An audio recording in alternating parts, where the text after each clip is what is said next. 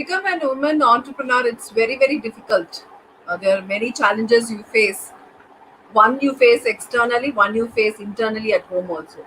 My guest today is about all about this being an entrepreneur, and she's not only that, she's many other things. First, let's say hi to Padma Kumar. Hi, Padma. How are you? Hello. Hi, Jyoti, and hello, everybody else. I'm very well, thank you, and trust the same with you all. Wonderful. So, meanwhile, while you guys are joining in, I'll be introducing about Padma, and also please follow, share, and subscribe Women TV India. So we bring content with the stronger women in different fields. So please subscribe the channel. So Padma Kumar is an early childhood entrepreneur, and she's a blogger, and she's an educationalist, and so we are going to talk about it. So there's many different things you're doing, Padma. You're also a blogger. You're an entrepreneur at the early. This is something which I first time I'm hearing it. Early childhood entrepreneur. What does that mean? This is about all the work that I do in the field of early childhood education. Hmm. I have been an early childhood entrepreneur since 2008, Okay. and basically, I run early learning centers, after Okay. school clubs, and as well as programs for children from all walks of life Hmm. to uplift the quality of early childhood education. So Okay. that's what Okay. that's the space I'm in. Wonderful. So, for this is a question which I asked all the guests till now. What is that one change which happened to you during this pandemic times? Gosh, that's so much has changed for all of us. I Absolutely. mean, the world has moved online, isn't it? And I think that's one major change that all of us are having to cope with and come to terms with, especially as Indians, we are such people's persons, we just need that, physical contact and, the space, and we like to see each other, we like to meet each Correct. other, Correct. those hugs and those, all Mhm. of that has just moved on a virtual world. So yeah, gosh, that's a big change that, you know, and especially in my space, in early childhood and early learning centers, it's all about those cuddles, those hugs, and that meeting and that smiles, and you know, and all of that is now we are trying to cope with things online. So yeah, me and my children, all of my children, are really learning to cope with this new situation. So, what is it being women like? What are the changes have you felt? Mostly it's the women who has been affected a lot. Like, I'm using the word affected. I'm not saying she's happy. I'm saying the word affected. Do you relate to Yeah. it, or you are, saying no to the what have said? Oh, no, no, no. I absolutely relate to it. Not only me, but all the mums that I speak with regularly. The line between the work and home has blurred like never before.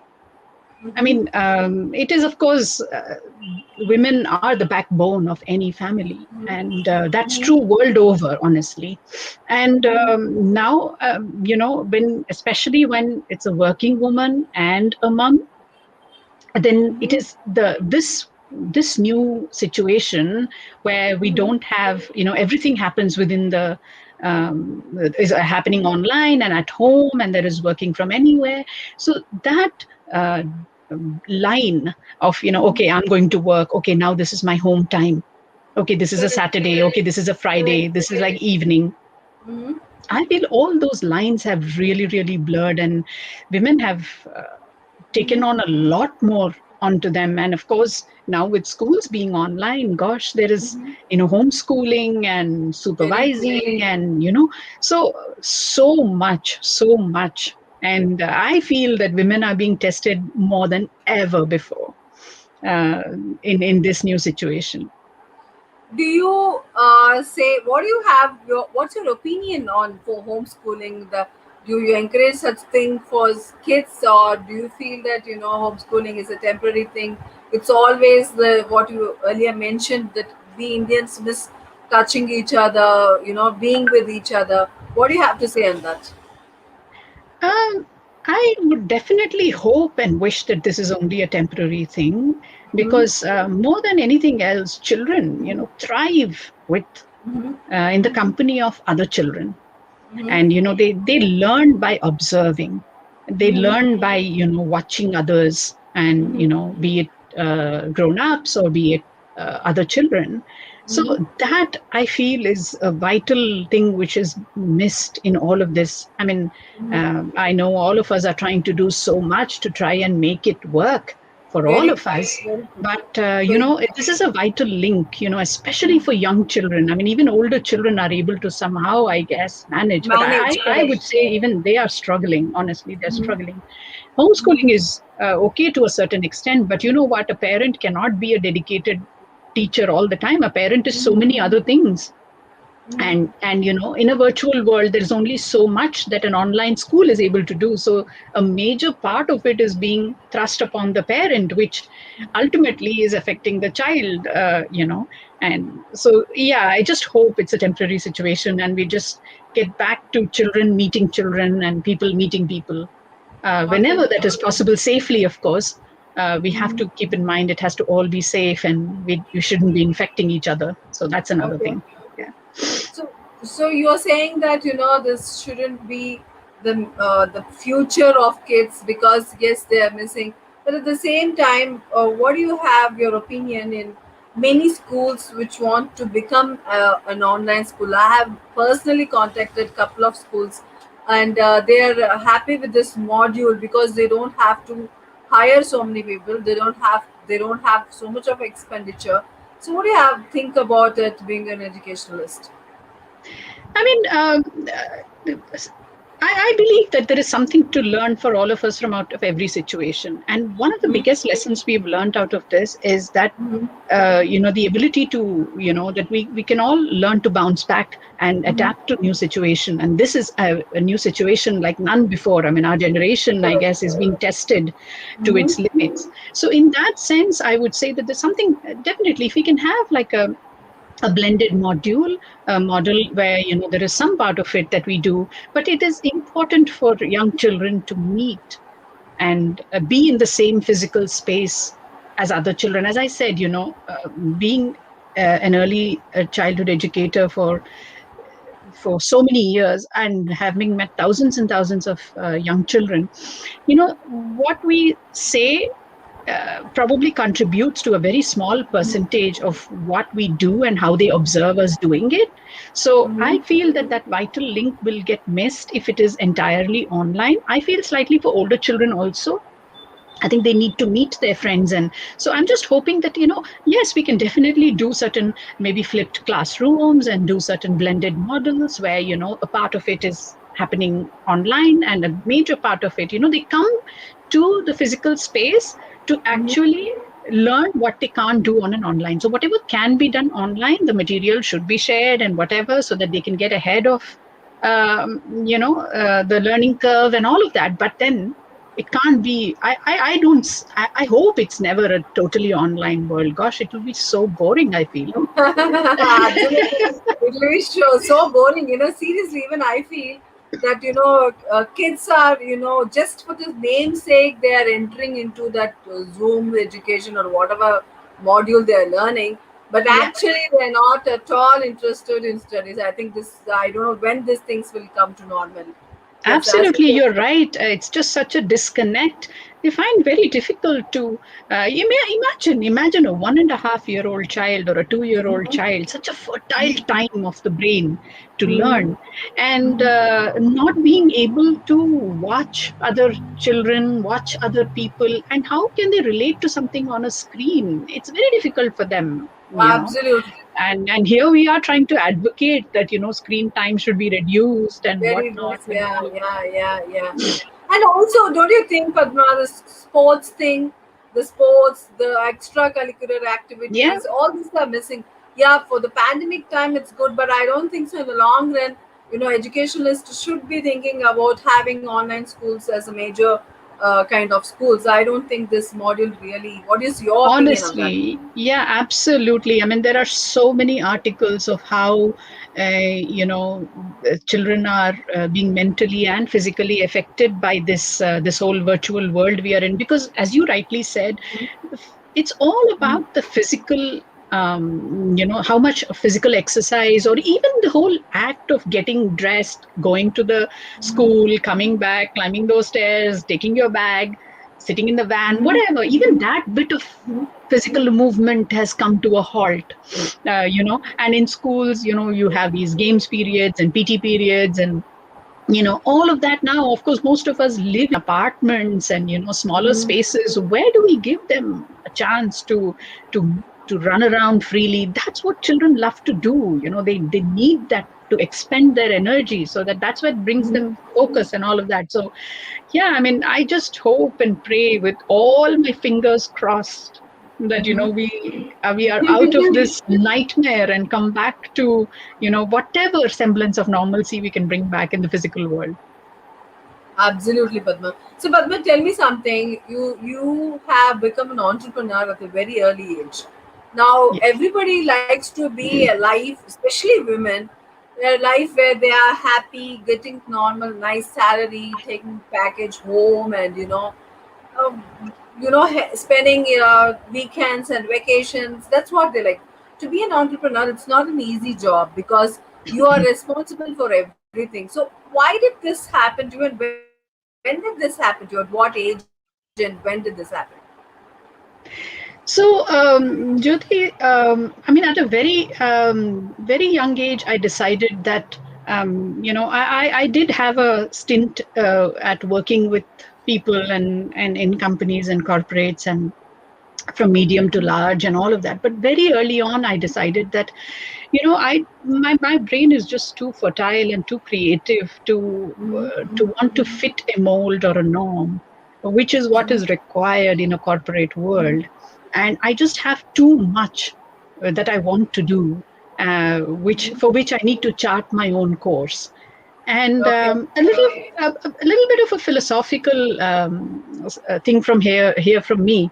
As a woman, I Okay. feel all women are creators, aren't we? I mean, we have the ability to create another human being. For God's sake, can't we create a business? I mean, it's after all a business. I mean, we are creating another human being. We are giving birth to a human being. We are all creators. I mean, we have the ultimate, the strength. Nature has bestowed the best, you know strengths in us, and all we need, of course, we need a little bit of a supporting environment, and we need to first of all support each other. Women supporting other women is absolutely essential. And I felt at that, I just want to be able to reach out and help, uh, more people find their livelihood, touch more lives in that sense. So not only have I touched the lives of the hundreds and thousands of children that I have taken care of in all these years, but also employed so many. That sense of gratification is what I was going after. At the same time, being able to live your dream and want to do it the way you want to do it. And Wow. so that I feel is that thing that always drove me. And I decided very early on in life that, what, whatever it is, I chart my own path. Yeah. That's very nice. So now you are also a blogger. Now, why did this blogging thing happen from an educationalist? Are you what kind of content are you blogging in? Oh gosh. So this is my two passions in life. One is, of course, Okay. young children and their upbringing and all of that, and the other is food. Gosh, Okay. I'm such a passionate foodie, and I love to cook and all of that. And in all these years that I was working with young children, so in my preschools and in my early learning centers, we used to offer nutritious, healthy food to the children, and Okay. all of those recipes were developed by me, and in consultation, of course, with a lot of nutritionists and all of that. And seeing so many children, so I used to have a lot of these kind of requests that, my child is a fussy eater, is a picky eater, can you please help me? And my child only eats here, doesn't eat at home. So it used to, I used to love developing recipes and simple recipes. I believe in Okay. simple cooking and nutritious cooking because I feel that the stomach and the brain are directly connected. So if you're not putting good stuff in your stomach, your brain is not going to work. so, my daughters as well. I have two daughters, and I brought my daughters up in that way. I mean, literally, Okay. they just love good food. So it's so important. I feel so. This was something which was, I have always been developing recipes, honestly, all these years. And when some challenge comes to me, so there used to be a child that comes in and says that, what, my child is lactose intolerance and is underweight, can you help, Okay. feed something, because they're not eating at home.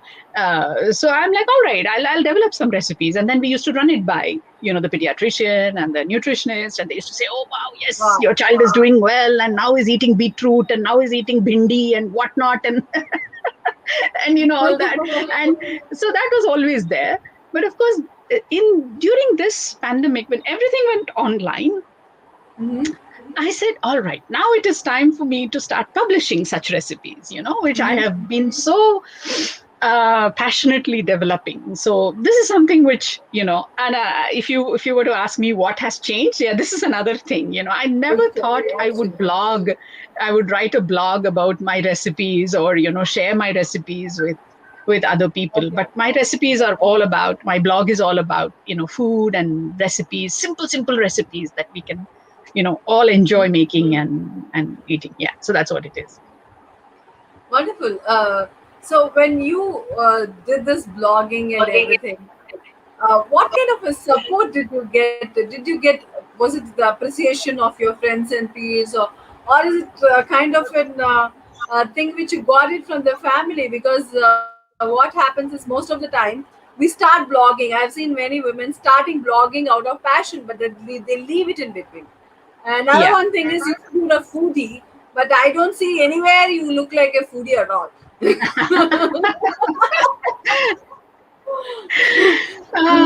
Yeah, I mean, thank you. I'll take that as a compliment. Lovely. Yeah, I mean, see, I always believe in good food, in food Hmm. which works for you, in Okay. food which, as I said, makes your brain work sharper. I feel Okay. nutritious food is so important.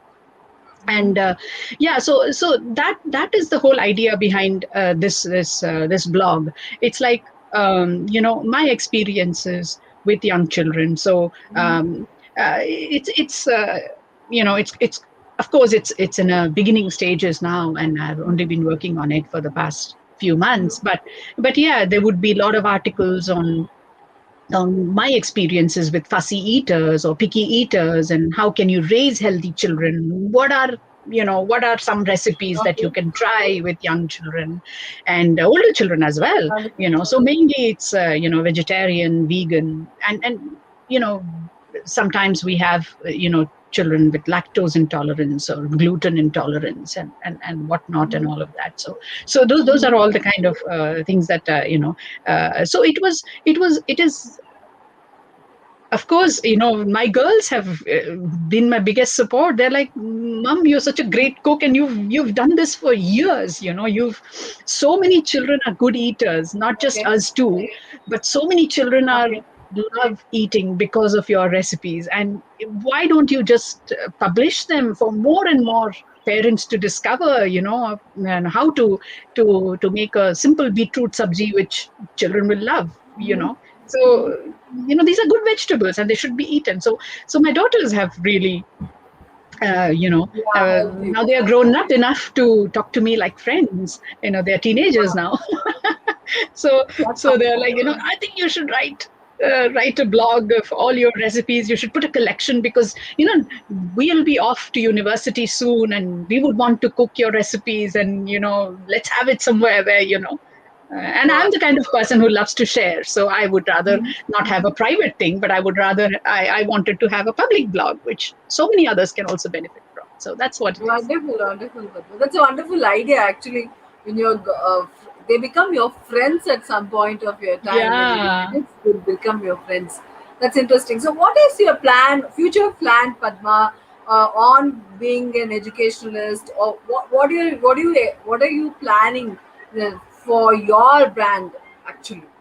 Yeah. So the thing is, I mean, as I said, it was all because I wanted to touch more and more lives. I feel passionately about the quality of environment and the upbringing for young children, and that's what I have strived for in all the years. Mm-hmm. And the chain of the preschool that I run, Grandma and Grandpa's International, is a well known name in Chennai for that, for the quality that it offers. So online as well, we are trying to do similar things, Mm-hmm. and and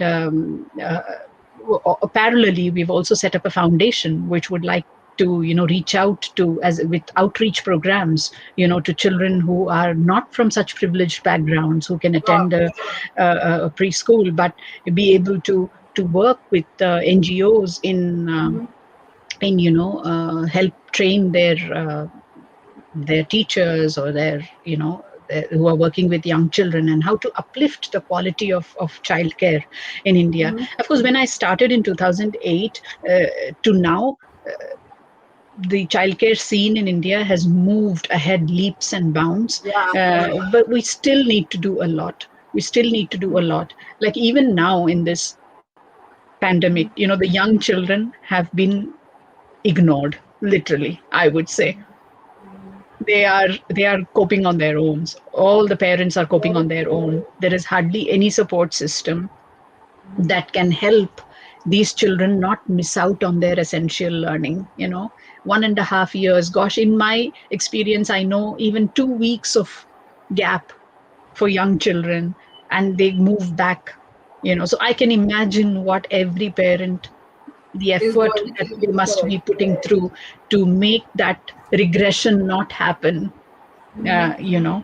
And so my future vision is that I be able to touch more and more lives, not just through my fee paying early learning centers, but as well work with underprivileged children through NGOs, and help them to bring up the quality of learning, so that more and more children are brought up in a good way. Ultimately, we must remember that it all begins at the very early ages, and when we Absolutely. bring children, it's like at early childhood is like the root of a tree, and the more we nurture that root, the stronger and the taller the tree grows. So if we take care of children well and give them a good learning, nurturing environment in the early years, then we will have better children who come into schools, better children who go into universities, and better children who come out in corporates and in the society. So they don't just get made.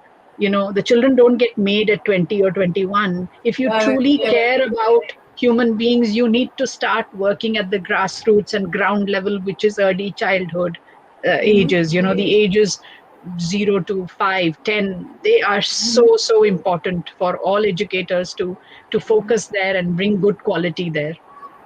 No, that's what. Since you're talking about parenting, there are many people who are watching our shows. Happiness.com, a commendable initiative, man. So, yeah. So, it's nice people are watching and commenting. Please do Thank you. comment. And if you have any questions on parenting, or even on, if you want to look at her blog, you can follow it. I'll link it on the Facebook page, or all her blogs, and also you can reach out to her. So, uh, I was just asking you, Padma, that since we're talking about parenting now, isn't it parenting becoming very serious business now? I'm saying it because it was not like that 20 years or even a decade ago. Now, is that the parents are too chaos situation, or is that they're not able to understand what's happening around, or too much things are feeded by social media? What do you think? Yeah, I mean, honestly, y- I mean, I always use this, this thing example that, however much we like, parenting is the most responsible Mm-hmm. role we will ever take in our lifetime, Mm-hmm. be it a mom or a dad. Mm-hmm. And unfortunately, a Mm-hmm. parenting doesn't come with a manual. and we have to learn, as we go along. And that's the reason why, we need people around us to support us. The saying that it takes a village to raise a child is Correct. no is absolutely true. It just takes so many people to raise a good child who goes on to become a good citizen of this society. And if that and parents are at the center of it. Yes. Now, in this sort of a situation where our families are shrinking, and now even the physical world You has think moved of, yeah, yeah, online, so, you yeah. know, parents are grappling because, as I said, parenting, there is no course you can, there's no manual that says, okay, how to bring up a child, that you can just follow and you can fix. It doesn't happen. So Yeah, it happens as a symbiotic, parents meeting other parents, and mingling with other parents, and all of that. I correct. feel parents are taking but one thing I would like to tell all parents out there is you have to trust your instinct, your gut. Don't worry about what everybody is saying. I see a lot of this, oh my God, I need to do this, I need to do that, I need to do that. You listen to your child, please. Your child, You very you listen to your child, and you listen to your gut, to your instinct. As a parent, you have been given the gift of parental instinct. Please keep that. Please keep yourself tuned to that. And your biggest um, guiding light is your own child. Don't wonderful, worry. wonderful. Don't worry about what other children are doing. Don't compare. Don't contrast. Please don't do that. This is what I've always been telling, you know, so many young parents who come to Very me, true. and, that don't worry. Listen to your child. I mean, God only knows how many parents I have, helped with so many of my, just the experience of so many parents that I speak with all the time, and so many children that I see. It's so important to keep your child as your guiding force, and be tuned in to your internal parenting instinct, Wonderful. which is so important. And you will not go wrong. Trust me, you will not go Absolutely. wrong if you do that. Please On stop that panicking. question only, I'm sorry to halt you here. That continuously, I'm getting a request for asking you a question. It's Sure. Vibhuti. She's asking. Vibhuti is asking. Hello, ma'am. I have a question. So, Vibhuti, you please ask what's the question, so I will know and I can ask even her. And meanwhile, Snehalata is saying, "Good evening, everyone," and very nice show. So quite a lot of people are asking, but please ask me the question so that I can ask her online so that we'll know what is the question. If it is on parenthood, or if it is on blogging, or if it's on food. You can ask. Food doesn't mean the junk food. She's not going to talk about the junk food. She's going to talk about the healthy food again. So don't go by her saying I'm a lover of food. It's not that. She's a lover of healthy, nutritious food. So you can, Good food. yeah, she's writing about Vibhuti is writing how to not let your frustration on children. Very fantastic question asked by Vibhuti.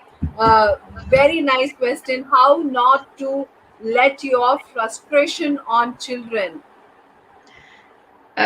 Gosh, I think, Vibhati, you've asked the question for so many parents, I would say. I mean, see, honestly, we are all human beings. Before being a parent, we are a human being, and we have all the flaws that we have, and we bring that to the table.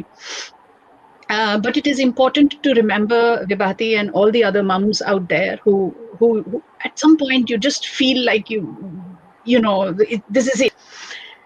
All I would say is spare your child at that moment, at that moment, uh, because your child is absorbing this, remember? And if you do it more than once or even once, and that can leave a scar on your child, and your child feels that that's the norm, that if you are frustrated, you can take it out on somebody, right? Oh, Please don't do that. Please don't do that. At that point of time, just go away from that scene. Just go away, just walk away, take a couple of deep breaths, Watch something, talk to somebody who will make you probably laugh, lighten the mood, or whatever it is, or just go do what you want. You know what? And I do when I get frustrated, I go cook because I love to cook. so Okay. whatever Okay. so whatever it is that you love to do, you may want to listen to music, or you may want to go water your plants, or you may just want to go sit and watch a comedy series.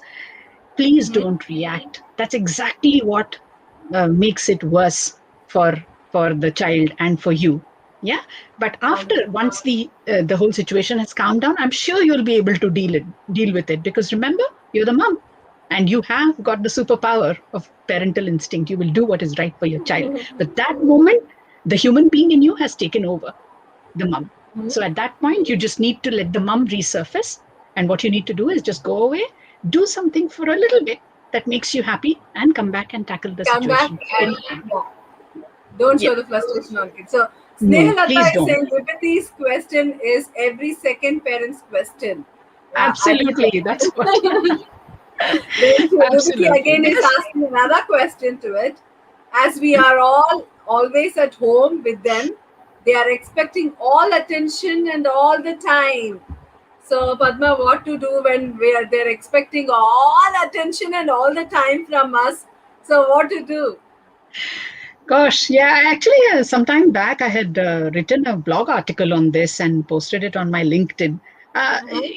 Just simple activities that you can engage them with, and give them little responsibilities. And what happens with us mums, is that we feel that we just need to bend backwards and do everything. Yeah, and we don't, and as a result, what we are conveying, that you know you can make unreasonable demands of me at any point of time.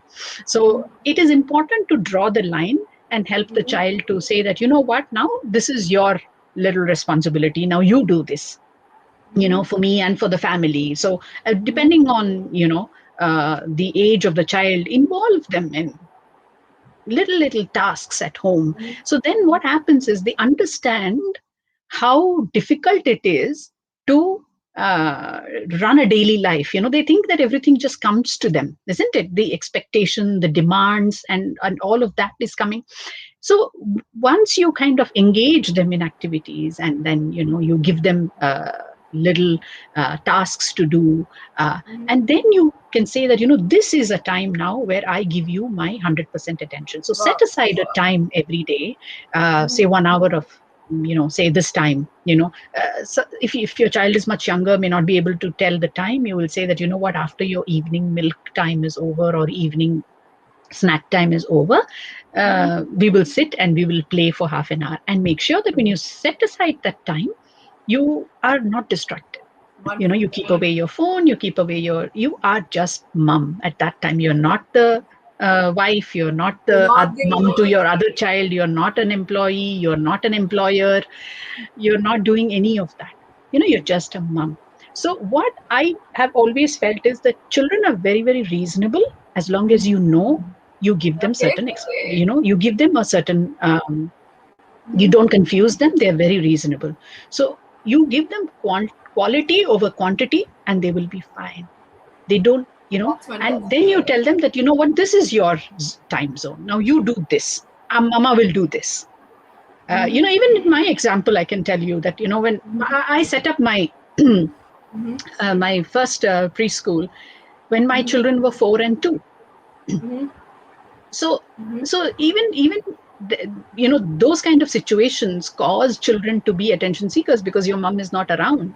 No, but absolutely correct. but it is very important to give reasonable expectations, that I am always there for you when you absolutely need me, otherwise you are fine by yourself.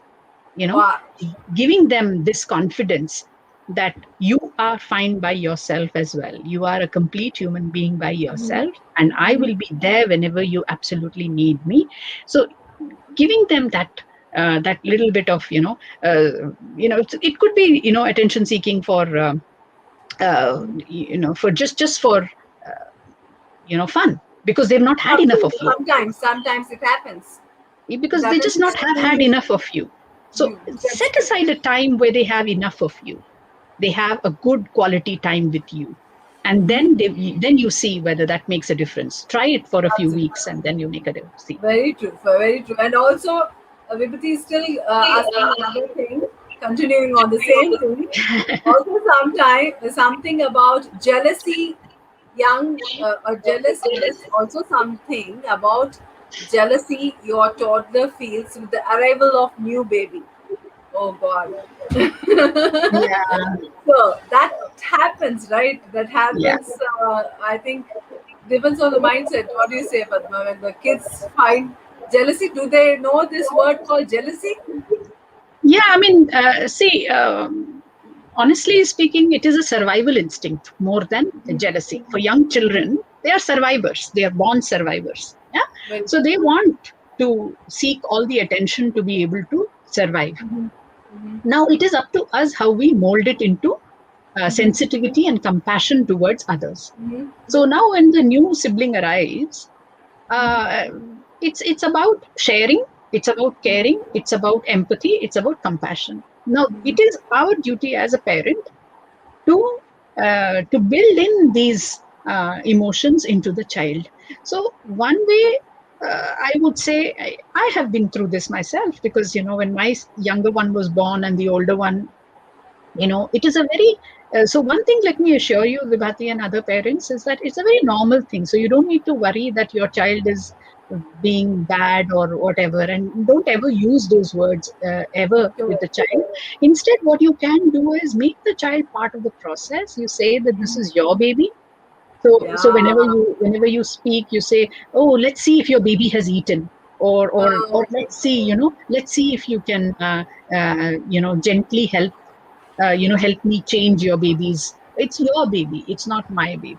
So Uh-huh. that is one way of giving Wonderful them take, the Padma. ownership, and making them feel less nervous, because it's all about being nervous that now mom is not going to care for me, and the survival instinct in the child kicks in, because Very true. I want to survive, I obviously. need more preference. I need more Yeah, time with my mom. correct, That really correct. happens. Wonderful. And finally, I'm going to end this show. There's another comments by Snehlata. She's saying sometimes the things and situations are not in our control, and we outburst upon kids very badly while knowing the fact. So, how can we avoid such situation? I think this. So such a important point Snehalata has mentioned here. As I said, this ties back to my previous point when I said that we are all human beings. We are not perfect in every which way, but all I can say is that when you feel that the tipping point is reaching, you need to know that I need to walk away from the situation before I make it worse. And you just walk away from that situation, do what makes you feel better, and come back and then deal with that situation. So please do not let a meltdown or a tipping point happen, because only you have to pick the pieces after that. Remember, you're going to make it worse for yourself. If you make it worse for yourself, you are having to going Correct, to deal correct, with that correct, situation. correct. So yeah, we, that's always, don't let it come to the tipping point. Just walk away from the situation, come back and deal with it. Okay, Vibhuti is saying thank you so much, and also she's asking how to. Also, one of the most important thing is how to deal with guilt after reaction, and if not, if so, reacted. So guilt is always there, Padma, isn't it? Guilt is there. The motherhood, or whoever it is, Yeah, especially I mean, this is mothers another who are thing. poor mothers. That I used to always face with so many young parents, that they used to always feel guilty for having left the child at a play school and gone to work, and what happens. Most of that happens with societal pressures and expectations on us. Very true. That this is how we should be, this is how you have to be, this is how much you should feed your child, this is how much your child should be getting marks, this is what the Absolutely. extracurricular activities your child should be doing, and this, that, and everything. Most of it comes, as I said, in the very beginning, you as a parent have been given the gift of parental instinct, and use your child as your guiding force. Block out every other noise that is coming in. And honestly, I'm telling you, you will not feel guilty. I didn't feel guilty for having set up my, work when my children were 4 and 2. I never felt guilty, because this was what I wanted to do. I not only took care of my children, I took care of thousands of other children. How can I feel guilty about that? Or anything Absolutely. else? Or anything else. So please don't let anybody, it normally the guilt happens because somebody is telling you that you're not good enough, Yeah.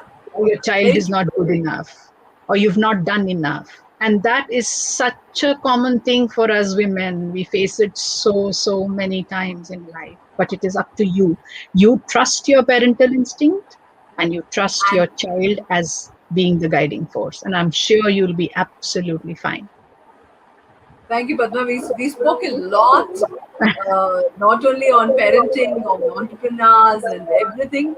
So, guys who are watching this show now, I'll broadcast this show again, even on the page, my page. You can watch this show. And also, people who have joined, a lot of people have joined from Chandigarh and many other places of pan India. So, I just want to say that, if you still have any questions, please do ask Padma. Even after the show, you can ask in the comment section. She'll answer it. So it's been a wonderful show, Padma. And it was, I didn't know, it was almost 40 minutes now since we did this show. So we spoke a lot on parenting. We spoke a lot on being a women entrepreneur and blogging also. So thank you so much, Padma. Thank you. Take care. And Thank you. thank you. Thank Thank you. you. Thank you for And having me. yeah. Keep watching the show on Women TV India. Thank you. Thank you. Bye bye. Bye.